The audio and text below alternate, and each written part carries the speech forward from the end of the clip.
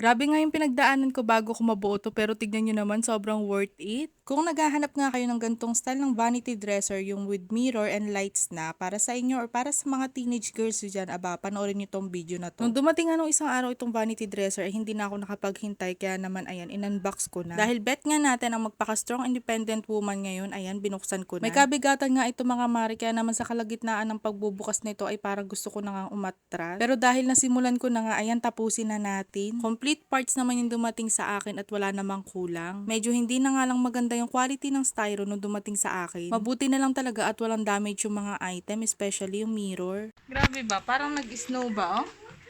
Natatawa na nga lang ako mga mare dahil nag-unbox na naman ako, pero parang may instant snowfall pa nga dito dahil sa itsura ko. Sinimulan ko na nga rin i-assemble yan para naman matapos na kaagad. Mabuti na nga lang at tinutulungan ako nitong anak ko. Tinutulungan magkalat. Chinese nga yung sulat sa manual niya, kaya naman sinundan ko na lang yung numbering nila. Ayun, so far meron namang nangyayari dito sa ina-assemble natin. Madali lang naman siyang i-assemble, ang nakakapagod lang dito ay yung mag-screw. Sa dami kasi ng kailangan mong i-screwhin dito ay sinasabi ko sa iyo, mamumula talaga yung kamay mo. Mabuti na nga lang talaga ay nakikitaan ko ng progress yung ginagawa ko dito, dahil kung hindi, nako mapapahiya talaga ako sa inyo.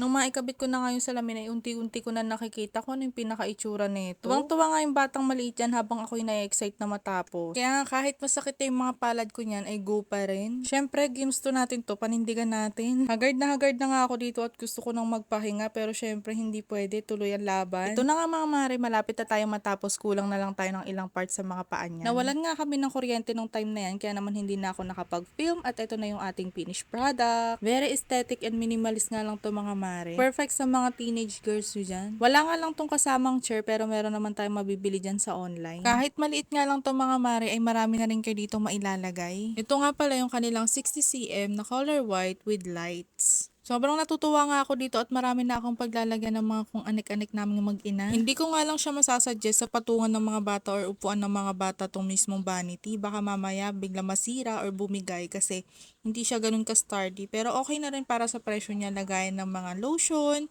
skincare, ganyan, mga makeup.